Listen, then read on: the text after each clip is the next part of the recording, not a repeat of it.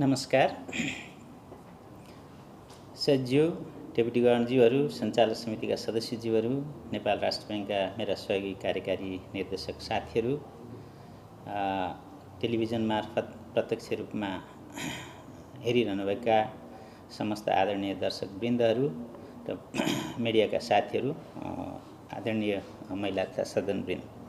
नेपाल राष्ट्र बैंकको सञ्चालक समितिले 2078-79 को मौद्रिक नीति स्वीकृत गरेको छ। म उक्त मौद्रिक नीतिका प्रमुख बुँदाहरू यहाँ पढ्ने अनुमति चाहन्छु। कोभिड-19 महामारीबाट मानव जीवन र आर्थिक गतिविधि प्रभावित भइरहेको परिवेशमा आर्थिक वर्ष 2078-79 को मौद्रिक नीति तर्जुमा गरिएको छ। अर्थतन्त्रमा महामारीको असर न्यूनीकरण गर्न अवलम्बन गरिएका नीतिगत पहलहरूले गर्दा आर्थिक क्रियाकलाप सञ्चालनमा महत्त्वपूर्ण सहयोग पुग्नुका साथै समष्टिगत आर्थिक तथा वित्तीय स्थायित्व कायम भएको छ। सामाजिक न्यायसहितको आर्थिक विकास र समृद्धि हासिल गर्ने दिशामा कोभिड-19 महामारीले अवरोध सृजना गरेको छ। सङ्क्रमणको लहर बारम्बार दोहोरिने प्रवृत्तिले आर्थिक क्रियाकलाप प्रभावित भएका छन्। बाह्य क्षेत्रतर्फ निर्यात व्यापारमा उल्लेख्य सुधार भए तापनि बढ्दो आयातले गर्दा व्यापार घाटा फराकिलो हुँदै गएकोले शोधनान्तरमा चाप पर्न थालेको छ। विदेशी विनिमय सञ्चिति सुविधाजनक अवस्थामा रहेको छ। मुद्रास्फीति लक्षित सीमाभित्रै रहेको छ। कोभिड-19ले अर्थतन्त्रमा परेको असर न्यूनीकरण गर्दै आर्थिक पुनरुत्थानलाई सघाउने उद्देश्यका साथ व्यवस्था गरिएको पुनर्कर्जा, सहुलियत कर्जा लगायत मौद्रिक एवं नियामकीय सहजीकरणले गर्दा कर्जा प्रवाह उल्लेख्य रूपमा बढेको छ। कर्जाको ब्याज दर एकल अङ्कमा रहेको कारण महामारीको समयमा पनि व्यवसाय सञ्चालन लागत घटेको अवस्था छ। विद्युतीय कारोबारलाई प्रोत्साहित गर्ने यस बैंकको प्राथमिकता र कोभिड-19 सङ्क्रमणको जोखिम कम गर्न नगद रहित कारोबार गर्नुपर्ने आवश्यकताले गर्दा पछिल्लो समय कारोबारको भुक्तानीमा विद्युतीय माध्यमको प्रयोग तीव्र रूपमा विस्तार भएको छ। खुद्रा पसल, थोक व्यापार, डिपार्टमेन्टल स्टोर र पुँजी बजारमा समेत विद्युतीय कारोबारको विस्तार भएको छ। यसबाट भुक्तानी प्रणालीको विकास र आधुनिकीकरणमा सहयोग पुग्नुका साथै वित्तीय पहुँच बढ्दै गएको छ। अधिकांश मुलुकहरूले अवलम्बन गरेको लचिलो तथा असाधारण नीतिगत प्रयासहरू र सङ्क्रमण विरुद्ध खोपको उपलब्धतासँगै कोभिड-19 का कारण गत वर्ष सङ्कुचनमा गएको विश्व अर्थतन्त्र पुनरुत्थान हुन थालेको अन्तर्राष्ट्रिय सङ्घ संस्थाहरूको विश्लेषण रहेको छ। तथापि पर्यटन आयमा निर्भर र खोपको उपलब्धता सहज नभएका मुलुकहरूको आर्थिक पुनरुत्थानको गति भने अझै न्यून रहने देखिएको छ। महामारीको सङ्क्रमण कायमै रहेकोले पर्यटन लगायत अति प्रभावित क्षेत्रको पुनरुत्थानमा थप समय लाग्ने देखिएको छ। महामारीबाट अर्थतन्त्रमा परेको असर न्यूनीकरण गर्दै शीघ्र आर्थिक पुनरुत्थानको लागि एकातर्फ नियामकीय सहजीकरण र सहुलियत उपलब्ध गराउनुपर्ने आवश्यकता छ भने अर्कोतर्फ वित्तीय स्थायित्वको साथै बाह्य क्षेत्र स्थायित्वमा पर्न सक्ने प्रतिकूल प्रभावतर्फ पनि सजग रहनुपर्ने अवस्था छ। राष्ट्रिय तथा अन्तर्राष्ट्रिय आर्थिक स्थिति एवं परिदृश्यलाई दृष्टिगत गर्दै कोभिड-19 सङ्क्रमणको दोस्रो लहर कायम रहेको अवस्थामा नेपाल राष्ट्र बैंक ऐन 2058 को व्यवस्था बमोजिम आर्थिक वर्ष 2078-79 को मौद्रिक नीति तर्जुमा गरिएको छ। सरकारको साझा न्यूनतम कार्यक्रम, नीति तथा प्राथमिकता, देशको वर्तमान आर्थिक अवस्थाको जानकारी 2078 एवं यस बैंकको तेस्रो रणनीतिक योजनालाई समेत मौद्रिक नीति तर्जुमाको आधारको रूपमा लिइएको छ। मौद्रिक नीति तर्जुमा गर्दा सरकारवालाबाट प्राप्त राय सुझावलाई यथेष्ट ध्यान दिइएको छ। आर्थिक परिदृश्य आगामी वर्ष कोभिड-19 महामारीले सङ्कुचित रहेको विश्व अर्थतन्त्रको पुनरुत्थानमा सुधार आउनका साथै मुद्रास्फीति न्यून रहने अन्तर्राष्ट्रिय मुद्रा कोषको अनुमान छ। यद्यपि आर्थिक पुनरुत्थानको गति कोरोना विरुद्धको खोपमा पहुँच हुने र नहुने मुलुकहरूबीच भिन्न हुने देखिएको छ। 2021 विश्व अर्थतन्त्रको विस्तार 6%ले र 2022 4.9%ले हुने प्रक्षेपण छ। त्यसैगरी सन् 2022 विकसित मुलुकहरूको मुद्रास्फीति 2.10% र उदयमान तथा विकासोन्मुख मुलुकहरूको मुद्रास्फीति 4.70% रहने प्रक्षेपण छ। वर्षायामको सुरुवातमै कतिपय स्थानहरूमा बाढी पहिरो जस्ता प्राकृतिक प्रकोपबाट धनजनको क्षति पुगेको छ। तथापि समग्रमा मौसम अनुकूल रहने पूर्वानुमान रहेको, उन्नत बिउ तथा रासायनिक मलको उपलब्धता बढेको, र कृषि कर्जामा पहुँच विस्तार हुँदै गएको सन्दर्भमा कृषि क्षेत्रको उत्पादन वृद्धि सन्तोषजनक रहने अनुमान छ। त्यसैगरी आर्थिक वर्ष 2078-79 नेपालमा कोभिड-19 विरुद्ध खोप उपलब्ध भई उद्योग र सेवा क्षेत्रमा सुधार आउने अपेक्षाको आधारमा आर्थिक वृद्धि सुधार हुने आकलन रहेको छ। पछिल्लो समय मुद्रास्फीति नियन्त्रित रहेको छ, तथापि आर्थिक पुनरुत्थानले गति लिएसँगै समष्टिगत माग विस्तार हुने अवस्था रहेको, अन्तर्राष्ट्रिय बजारमा कच्चा तेलको मूल्य वृद्धि भइरहेको र नेपाली रुपियाँको परिवर्त्य विदेशी मुद्रासँगको विनिमय दरमा उतार चढाव आइरहेकोले मूल्यमा केही चाप पर्ने देखिएको छ। कोभिड-19 महामारी बीच पनि निर्यात र विप्रेषण अप्रवाह सन्तोषजनक रहेको छ। पछिल्लो समय आयात वृद्धिमा तीव्रता आउन थालेको र वैदेशिक रोजगारीमा जाने नेपालीको सङ्ख्या बढ्न नसकेको कारण विप्रेषण अप्रवाहमा जोखिम कायमै रहेकोले शोधनान्तर स्थितिमा दबाव पर्न सक्ने सम्भावना छ। तथापि कोरोना विरुद्ध खोप उपलब्ध हुन थालेको हुँदा वैदेशिक रोजगारीमा जाने सङ्ख्या बढ्न सक्ने देखिन्छ। समग्रमा आर्थिक पुनरुत्थानसँगै शोधनान्तर स्थितिमा चाप पर्न सक्ने भए पनि विदेशी विनिमय सञ्चित सुविधाजनक स्थितिमा रहने देखिन्छ। आर्थिक पुनरुत्थानले गति लिएसँगै कर्जाको माग बढ्ने देखिन्छ। सो अनुसार निक्षेप सङ्कलन लगायतका वित्तीय साधन परिचालन हुन नसकेमा तरलतामा दबाव सृजना भई कर्जाको ब्याज दरमा चाप पर्ने सम्भावना छ। मौद्रिक नीतिको स्वरूप। कोभिड-19 महामारीबाट प्रभावित क्षेत्रहरूको पुनरुत्थान गर्दै अर्थतन्त्र विस्तारमा सहयोग पुर्याउन मौद्रिक सहजीकरण गर्नुपर्ने र आर्थिक तथा वित्तीय स्थायित्व कायम गर्न कसिलो मौद्रिक नीति अवलम्बन गर्नुपर्ने अवस्थाका बीच तालमेल मिलाई मौद्रिक नीतिको सन्तुलित कार्यदिशा अवलम्बन गरिनेछ।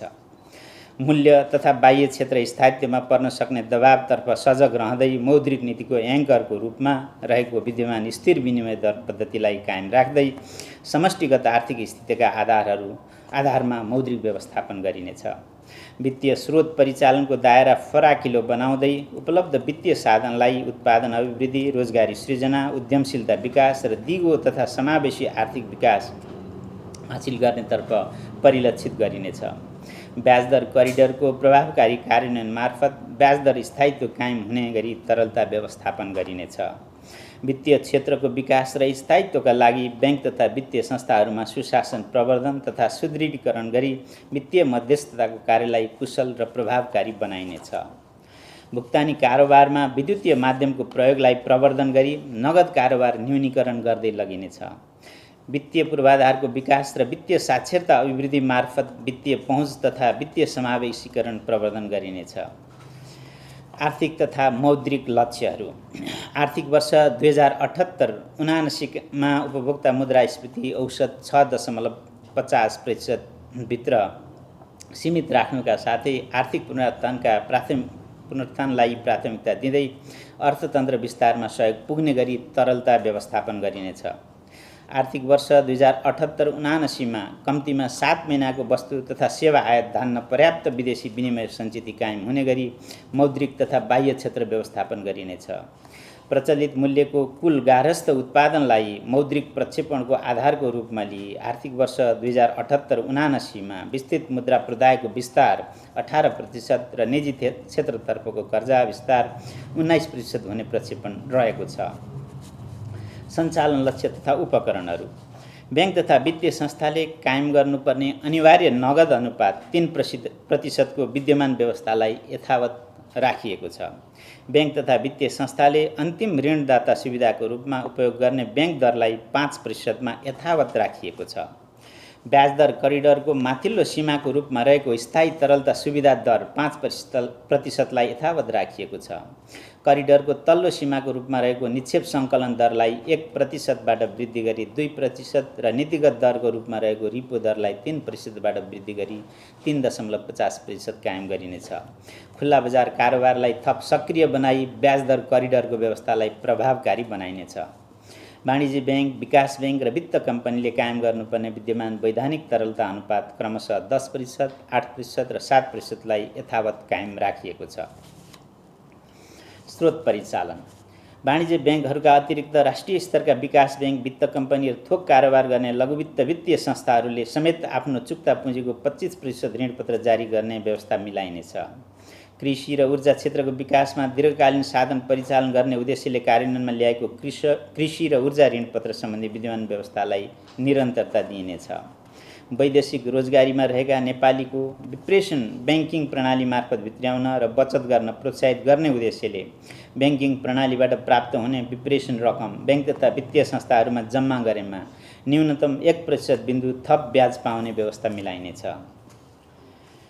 वाणिज्य ब्याङ्कहरूले कृषि, ऊर्जा र लघु घरेलु साना एवं मझौला उद्यमका क्षेत्रमा रु 1 करोडभन्दा कम रकमका कर्जा प्रवाह गर्नुपर्ने 15% को न्यूनतम अनुपातको विद्यमान व्यवस्थालाई निरन्तरता दिएको छ। कृषि, लघु तथा घरेलु क्षेत्रमा कर्जा प्रवाहलाई थप प्रोत्साहित गर्न गाउँपालिका तथा नगरपालिकाको सरकारी कारोबार सञ्चालन गर्ने वाणिज्य ब्याङ्कका शाखाहरूमा कृषि, लघु तथा घरेलु कर्जा सम्बन्धी फोकल डेस्कको स्थापना हुने व्यवस्था मिलाइनेछ। ब्याङ्क तथा वित्तीय संस्थाहरूले प्रवाह गर्ने विपन्न वर्ग कर्जा सम्बन्धी विद्यमान व्यवस्थामा आवश्यक परिमार्जन गर्दै यस्तो कर्जा लघु, घरेलु, साना तथा मझौला उद्योग व्यवसाय सम्बन्धी कर्जामा क्रमशः समायोजन गर्दै लगिनेछ। विपन्न वर्ग कर्जा। कोभिड-19 को कारण पर्यटन क्षेत्रमा रोजगारी गुमाएका व्यक्ति स्वरोजगार हुने गरी व्यवसाय सञ्चालन गर्न प्रवाह हुने रु 15 लाखसम्मको कर्जा विपन्न वर्ग कर्जामा गणना गर्न सकिने व्यवस्था मिलाइनेछ। ऋणी स्वयं स्वरोजगार हुने गरी सवारी साधन खरिद गर्न प्रवाह हुने रु 25 लाखसम्मको कर्जालाई विपन्न वर्ग कर्जामा गणना गर्न सक्ने व्यवस्था मिलाइनेछ। महिला उद्यमीद्वारा लघु उद्यम तथा स्वरोजगारमूलक व्यवसाय सञ्चालन गर्न परियोजनाको दित्तमा प्रवाह हुने रु 20 लाखसम्मको कर्जालाई विपन्न वर्ग कर्जामा गणना हुने व्यवस्था गरिनेछ। यस्तो कर्जाको अनिवार्य रूपमा बिमा गर्नुपर्ने व्यवस्था मिलाइनेछ। वास्तविक कृषि व्यवसायीलाई रु 20 लाखसम्म कृषि व्यवसाय सञ्चालन गर्न परियोजनाको दित्तमा प्रवाह हुने कर्जालाई विपन्न वर्ग कर्जामा गणना गर्ने व्यवस्था गरिनेछ। यस्तो कर्जाको अनिवार्य रूपमा बिमा गर्नुपर्ने व्यवस्था मिलाइनेछ। सहुलियतपूर्ण कर्जा। उत्पादनशील अर्थतन्त्र निर्माणका लागि उत्पादन अभिवृद्धि, रोजगारी सृजना र उद्यमशीलता विकास गर्न नेपाल सरकारको सहुलियतपूर्ण कर्जाका लागि ब्याज अनुदान सम्बन्धी एकीकृत कार्यविधि अनुरूप सहुलियतपूर्ण कर्जा कार्यक्रमको प्रभावकारी कार्यान्वयन गरिनेछ। पुनर्कर्जा। कोभिड-19 महामारीबाट प्रभावित उद्योग व्यवसायको शीघ्र पुनरुत्थानको लागि कार्यान्वयनमा ल्याइएको पुनर्कर्जाको विद्यमान व्यवस्थालाई निरन्तरता दिँदै गत आर्थिक वर्षमा व्यवस्था गरिएको पुनर्कर्जा रकमको अधिकतम सीमा नघट्ने गरी पुनर्कर्जा सुविधा उपलब्ध हुने व्यवस्था मिलाइनेछ। पुनर्कर्जा सुविधा उपलब्ध गराउँदा लघु, घरेलु, साना तथा मझौला उद्यम व्यवसायलाई प्राथमिकता दिइनेछ। कोभिड-19 महामारीका कारण सङ्कटग्रस्त उद्योग, पर्यटन व्यवसाय, सञ्चार, यातायात, पार्टी प्यालेस, व्यायामशाला, सिनेमा तथा मनोरञ्जन उद्योग लगायतका व्यवसाय पुनरुत्थानको लागि व्यवसाय निरन्तरता कर्जा कार्यक्रमको प्रभावकारी कार्यान्वयन गरिनेछ। कर्जा अवधि थप पुनर्संरचना तथा पुनर्तालिकीकरण। कोभिड-19 महामारीले समग्र अर्थतन्त्रमा पारेको प्रभाव समेतलाई मध्यनजर गरी ब्याङ्क तथा वित्तीय संस्थाहरूले कर्जा प्रदान गरेका ऋणी, फर्म, कम्पनी वा संस्था लगातार 2 वर्षसम्म खुद नोक्सानीमा रहेमा सूक्ष्म निगरानी वर्गमा वर्गीकरण गर्नुपर्ने विद्यमान व्यवस्थालाई परिवर्तन गरी लगातार 3 वर्षसम्म खुद नोक्सानीमा रहेमा मात्र सूक्ष्म निगरानी वर्गमा वर्गीकरण गर्नुपर्ने व्यवस्था गरिनेछ। ब्याङ्क तथा वित्तीय संस्थाहरूले कर्जा प्रवाह गरेका ऋणीहरूमध्ये कोभिड-19 को कारण वित्तीय अवस्था तथा नगद प्रवाहमा नकारात्मक असर परेका ऋणीहरूलाई ब्याङ्क तथा वित्तीय संस्था स्वयंले विश्लेषण गरी किस्ता रकम घटाई भुक्तानी अवधि थप गर्न सकिने व्यवस्था गरिनेछ। निषेधाज्ञा अवधिको 2078 आषाढसम्म भुक्तानी गर्नुपर्ने EMI, EQY वा अन्य सामा ब्याज भुक्तानी गर्न नसकेका ग्राहकहरूको वित्तीय स्थिति ब्याङ्क तथा वित्तीय संस्थाले स्वयं मूल्याङ्कन गरी 2078 पुष मसान्तसम्म भुक्तानी म्याद थप गर्न सक्ने व्यवस्था गरिनेछ।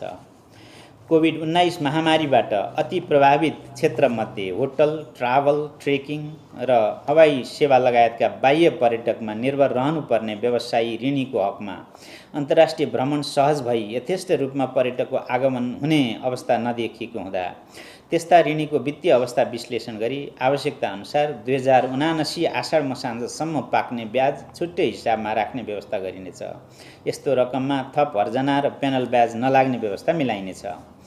कोभिड-19 महामारीबाट अति प्रभावित क्षेत्रमध्ये रेस्टुरेन्ट, पार्टी प्यालेस, सार्वजनिक यातायात, शिक्षण संस्था र मनोरञ्जन व्यवसायका ऋणीले 2078 पुससम्म भुक्तान गर्नुपर्ने सामा तथा ब्याज दायित्वको समयावधि 1 वर्षसम्म थप गरी कम्तीमा 4 किस्तामा भुक्तानी गर्न सक्ने व्यवस्था गरिनेछ। यो व्यवस्था कोभिड-19 महामारीका कारण नगद प्रवाह अवरुद्ध भएका लघु, घरेलु, साना तथा मझौला व्यवसायमा समेत लागू हुनेछ। कोभिड-19बाट अति प्रभावित पर्यटन, चलचित्र, पार्टी प्यालेस, सार्वजनिक यातायात तथा शिक्षा क्षेत्रमा प्रभावको कर्जा बैंक तथा वित्तीय संस्थाले मूल्याङ्कन गरी 2078 पुस मसान्तसम्म पुनर्संरचना तथा पुनर्तालिकीकरण गर्न सक्ने व्यवस्था मिलाइनेछ। कोभिड-19बाट अति प्रभावित सार्वजनिक यातायात सञ्चालन, मर्मत समारोहका लागि बैंक तथा वित्तीय संस्थाले प्रति सवारी साधन रु 2 लाखसम्म थप कर्जा प्रदान गर्न सक्ने व्यवस्था मिलाइनेछ। बैंक तथा वित्तीय संस्थाहरूले 2079 असार मसान्तसम्म कर्जा निक्षेप अनुपात अधिकतम 90% कायम गर्नुपर्ने व्यवस्था गरी विद्यमान कर्जा स्रोत परिचालन अनुपात CCD रेसियो सम्बन्धी व्यवस्था खारेज गरिनेछ। पुँजी कोष र पुँजी कोषको अङ्गको रूपमा रहेका ऋणपत्र बाहेकका ऋणपत्र र सापट्टिलाई उपरोक्त बमोजिमको कर्जा निक्षेप अनुपातमा समायोजन गर्न सकिने व्यवस्था गरिनेछ। बैंक तथा वित्तीय संस्थाले रु 1 अर्बभन्दा बढीको कर्जा लगानी गर्दा अनिवार्य रूपमा स्वायत्तीकरणमा जानुपर्ने व्यवस्था रहेकोमा त्यस्तो सीमा वृद्धि गरी रु 2 अर्ब पुर्याइनेछ। ब्रडब्यान्ड प्रवर्धन गरी सर्वसाधारणमा इन्टरनेट पहुँच पुर्याउने गरी दुर्गम स्थानमा सेवा पुर्याउने इन्टरनेट सेवा प्रदायक संस्थाहरूलाई विशेष पुनर्कर्जा उपलब्ध गराइनेछ। वाणिज्य ब्याङ्कहरूले 2078 आषाढ मसान्तमा कायम गर्नुपर्ने गरी तोकिएको क्षेत्रगत कर्जा अनुपात कोभिड-19 को असरलाई दृष्टिगत गरी 2079 आषाढ मसान्तसम्मको लागि तोकिएको कर्जा अनुपात एकमुष्ट रूपमा पूरा गरे हुने व्यवस्था गरिनेछ।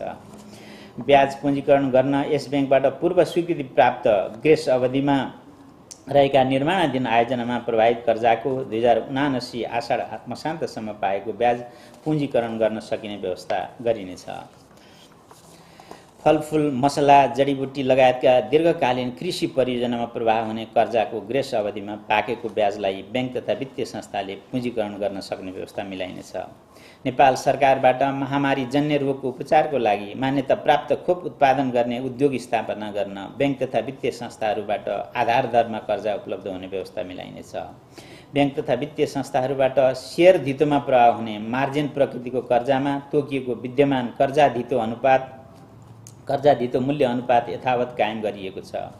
बैंक तथा वित्तीय संस्थाहरूबाट सेयर धितोमा प्रवाह हुने मार्जिन प्रकृतिको कर्जा जोखिम न्यूनीकरण गर्दै साना लगानीकर्ताहरूको पहुँच अभिवृद्धि गर्ने अभिप्रायले यस्तो कर्जा एक व्यक्ति वा संस्थाले एक वित्तीय संस्थाबाट अधिकतम रु 4 करोड र समग्र वित्तीय प्रणालीबाट अधिकतम रु 12 करोडसम्म मात्र लिन सक्ने व्यवस्था मिलाइनेछ। ऋणीले उक्त सीमाभन्दा बढी कर्जा उपभोग गरिरहेको अवस्थामा यस्तो कर्जा नियमित गर्न उपयुक्त समय सीमा प्रदान गरिनेछ। विद्युतीय सवारी साधन खरिदको लागि कायम गरिएको कर्जा धितो अनुपातको विद्यमान सीमा यथावत कायम राख्दै यस्ता सवारी साधनको लागि आवश्यक चार्जिङ स्टेसन स्थापनाको लागि प्रवाह हुने कर्जामा पुनर्कर्जा उपलब्ध हुने व्यवस्था मिलाइनेछ। अस्पताल नभएका स्थानीय तहमा 100 बेडसम्मको अस्पताल स्थापना गर्न बैंक तथा वित्तीय संस्थाहरूबाट सहज रूपमा कर्जा प्रवाह हुने व्यवस्था मिलाइनेछ। प्राविधिक तथा व्यावसायिक तालिम प्रदान गर्ने संस्थाहरूलाई बैंक तथा वित्तीय संस्थाहरूबाट सहज रूपमा कर्जा उपलब्ध हुने व्यवस्था मिलाइनेछ। बैंक तथा वित्तीय संस्थाहरूको पुँजीको आधार दरिलो बनाई जोखिम वहन क्षमता सुदृढ तुल्याउन बैंक तथा वित्तीय संस्थाहरू एक आपसमा स्वस्फूर्त रूपमा गाभिने तथा प्राप्ति प्रक्रियामा सहभागी हुन थप प्रोत्साहित गरिनेछ। बैंक तथा वित्तीय संस्थाहरूले कायम गर्नुपर्ने कर्जा र निक्षेपको ब्याज दर अन्तरको विद्यमान व्यवस्थालाई यथावत कायम गरिएको छ। आधार दर गणनाको विद्यमान विधिलाई पुनरावलोकन गरिनेछ। बैंक तथा वित्तीय संस्थाहरूले कर्जाको ब्याज दर निर्धारण गर्दा आधार दरमा थप गर्ने प्रिमियम दर संस्था आफैले निर्धारण गर्न सक्ने व्यवस्थालाई निरन्तरता दिएको छ। तर उद्यम व्यवसाय सञ्चालन गर्न रु 1 करोड वा सोभन्दा कम ऋण उपयोग गर्ने ऋणीको हकमा आधार दरमा अधिकतम 2% बिन्दुले मात्र प्रिमियम थप गर्न सक्ने व्यवस्था मिलाइनेछ।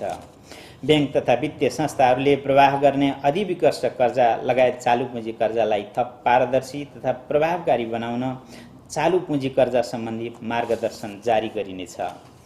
बैंक तथा वित्तीय संस्थाहरूका सहायक कम्पनीहरूको एकीकृत सुपरिवेक्षणलाई प्रभावकारी बनाउन अन्य नियामक एवं सरोकारवाला निकायहरूसँग समन्वय गरिनेछ।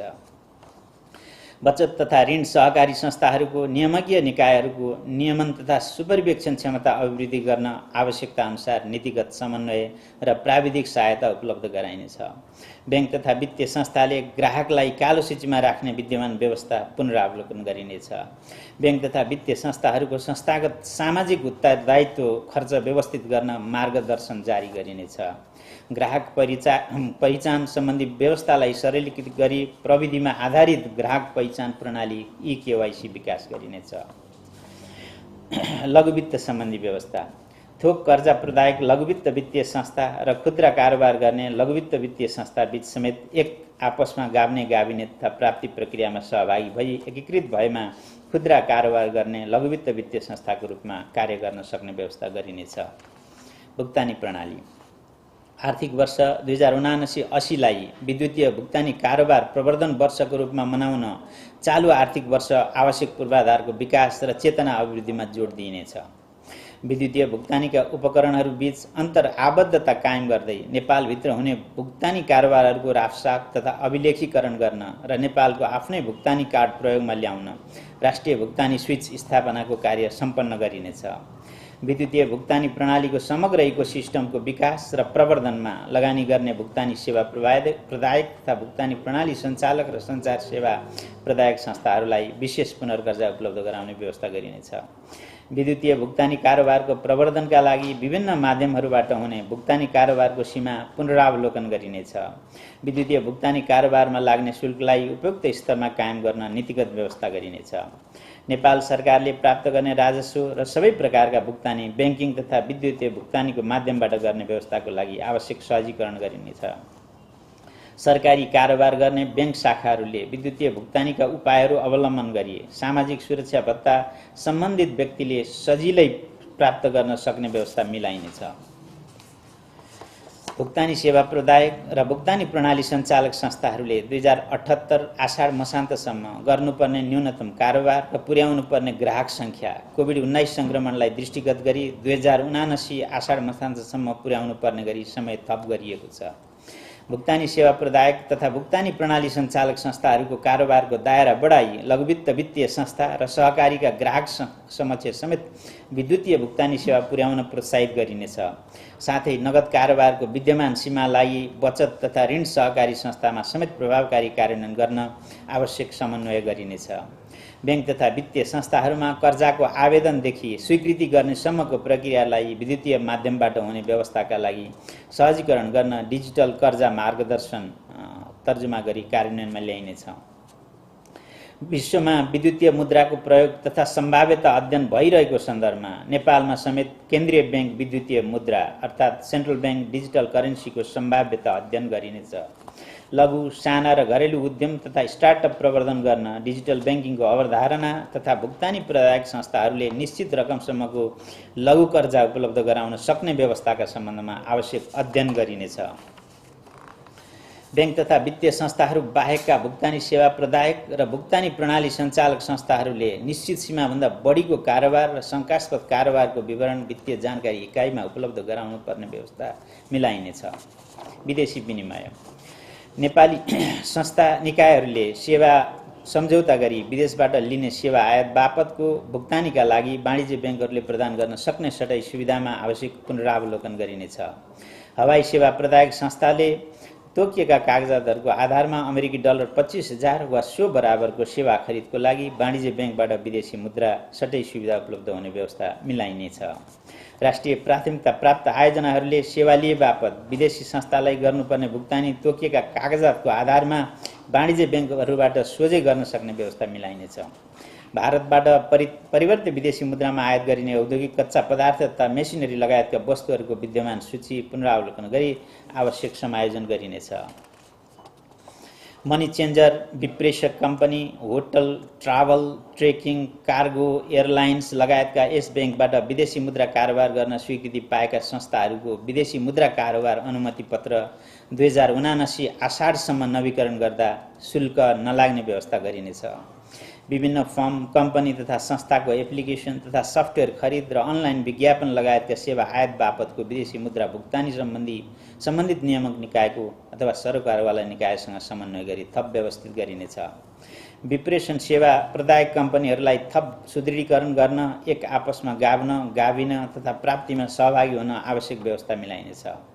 नेपाली नागरिकले नगदको रूपमा राख्न सक्ने परिवर्त्य विदेशी मुद्राको अधिकतम सीमा र सोको समयावधि तथा परिवर्त्य विदेशी मुद्रा सटै सम्बन्धी व्यवस्था पुनरावलोकन गरिनेछ। अमेरिकी डलरमा विप्रेषणको भुक्तानी गर्न समस्या भएका मुलुकहरूमा सम्बन्धित देशका विप्रेषण कम्पनीहरूले यस बैंकको एजेन्सी खाता मार्फत स्थानीय मुद्रामा विप्रेषण रकम जम्मा गरी नेपाल पठाउन सकिने व्यवस्थाका सम्बन्धमा आवश्यक अध्ययन गरिनेछ। ग्राहक संरक्षण इजाजत पत्र वा अनुमति पत्र प्राप्त संस्थाहरूको वित्तीय ग्राहकको हित संरक्षण गर्ने उद्देश्यले वित्तीय ग्राहक संरक्षण सम्बन्धी कानुनको मस्यौदा तर्जुमा गरिनेछ। अपाङ्गता भएका व्यक्तिलाई वित्तीय सेवामा सहज पहुँच सुनिश्चित गर्न स्थानीय तहमा निश्चित सङ्ख्याभन्दा बढी शाखा रहेका स्थानमा बैंक तथा वित्तीय संस्थाहरूले कम्तीमा एक शाखा र एटीएम लाउन्ज भएका स्थानमा एक एटीएम अपाङ्ग मैत्री बनाउनु पर्ने व्यवस्था गरिनेछ। बैंक तथा वित्तीय संस्थाहरूबाट कार्यान्वयनमा ल्याइएका कर्जा प्रवाह तथा ग्राहक पहिचानसँग सम्बन्धित कागजातमा एकरूपता कायम गर्न आवश्यक व्यवस्था मिलाइनेछ। वित्तीय सेवाको पहुँच न्यून रहेका कर्णाली प्रदेश र सुदूरपश्चिम प्रदेशमा वित्तीय पहुँच अभिवृद्धि गर्ने उद्देश्यले प्रादेशिक वित्तीय संस्थाको उपस्थितिको सन्दर्भमा आवश्यक अध्ययन गरिनेछ। सम्पत्ति शुद्धिकरण सम्बन्धी राष्ट्रिय जोखिम मूल्याङ्कन प्रतिवेदनले औल्याएका उच्च जोखिमका क्षेत्रहरूमा निहित जोखिमको पहिचान, मापन, मूल्याङ्कन र व्यवस्थापन गर्न सूचक संस्थाको विशेष अनुगमन तथा सुपरिवेक्षण गरिनेछ। अन्त्यमा यस मौद्रिक नीतिको कार्यान्वयनबाट समष्टिगत आर्थिक तथा वित्तीय स्थायित्व कायम भई आर्थिक पुनरुत्थानमा सघाउ पुग्ने विश्वास लिइएको छ। वित्तीय स्रोत परिचालनको दायरा फराकिलो हुँदै उपलब्ध वित्तीय साधन उत्पादन अभिवृद्धि, रोजगारी सृजना, उद्यमशीलता र दिगो आर्थिक विकास हासिल गर्नतर्फ परिलक्षित भई उत्पादनशील अर्थतन्त्र निर्माणमा समेत सहयोग पुग्ने विश्वास रहेको छ। वित्तीय क्षेत्र थप सुदृढ हुँदै सुरक्षित र सबल भुक्तानी प्रणाली मार्फत वित्तीय कारोबार प्रवर्धन हुने अपेक्षा रहेको छ। कोभिड-19 संक्रमणको निरन्तरताले उत्पन्न गरेको अनिश्चितता बीच चालु आर्थिक वर्षको मौद्रिक नीति जारी गरिएको छ। अर्थतन्त्रमा विकसित समष्टिगत आर्थिक तथा वित्तीय स्थिति अनुरूप मौद्रिक उपाय र नियामकीय व्यवस्थाहरूलाई समय सापेक्ष र गतिशील बनाउन मौद्रिक नीतिको त्रैमासिक समीक्षा गरिनेछ। प्रस्तुत मौद्रिक नीति तर्जुमाको क्रममा महत्त्वपूर्ण सुझाव दिई सहयोग पुर्याउनु हुने नेपाल सरकार, बैंक तथा वित्तीय संस्था, व्यावसायिक सङ्घ संस्था, विद्वत वर्ग, अन्तर्राष्ट्रिय विकास साझेदार, सञ्चार माध्यम लगायत सबैमा नेपाल राष्ट्र बैंक हार्दिक आभार व्यक्त गर्दछ। मौद्रिक नीतिमा भएका व्यवस्थाहरूको कार्यान्वयनमा सदाझैँ सबैको सहयोग प्राप्त हुने यस बैंकको विश्वास रहेको छ। धन्यवाद। नमस्कार।